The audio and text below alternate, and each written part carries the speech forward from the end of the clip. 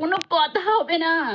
জানো তো বেশ অনেকগুলো দিন ধরে আমি এই কাকুর জন্য অপেক্ষা করছিলাম, আর আজ দেখা মাত্রই কাকুকে দাঁড় করিয়ে একেবারে টাকা হাতে করে নিয়ে বেরিয়ে পড়েছি, কারণ আমি এই আচারের জন্য অনেক দিন ধরে অপেক্ষা করছিলাম। এই কাকুর আচার এত টেস্ট হয় খেতে, আর সব থেকে বড় কথা হচ্ছে আমি আমার বয়ফ্রেন্ডের জন্য মনে কখনো এতটা ওয়েট করিনি যতটা আমি আচারওয়ালা কাকুর জন্য ওয়েট করছি। তাই পাওয়া মাত্রই দুটো আচার নিয়ে নিয়েছি। দেখো, একটা মিশালি ভাতে খাওয়ার আচার, আর একটা হচ্ছে নিজে খাবো বলে। আচ্ছা, তোমরা কারা কারা আমার মতন আচার খেতে প্রচন্ড ভালোবাসো অবশ্যই কিন্তু বলো। দেখো, ফাইনালি তো কিনে নিয়েছি।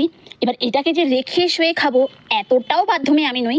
আর যেখানে প্রসঙ্গ আচারের সেখানে তো কোনো কথাই হবে না। চলো আগে এটা খাই। আমার তো কথাই বলতে পারছি না, অলরেডি জিভ জলে আমার ভরে গেছে। আমি তো নিজেকে আর নিজের জিভকে কন্ট্রোলই করতে পারছি না।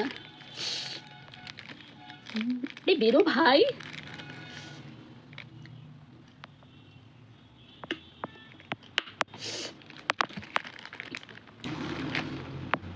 দেখো ফাইনালি বেরিয়েছে।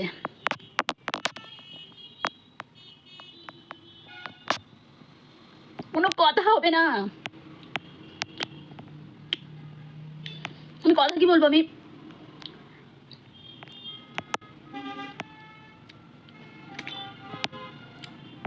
তোমরাও কারা কারা একটু এরকম আচার খেতে ভালোবাসো অবশ্যই আমাকে জানাবে।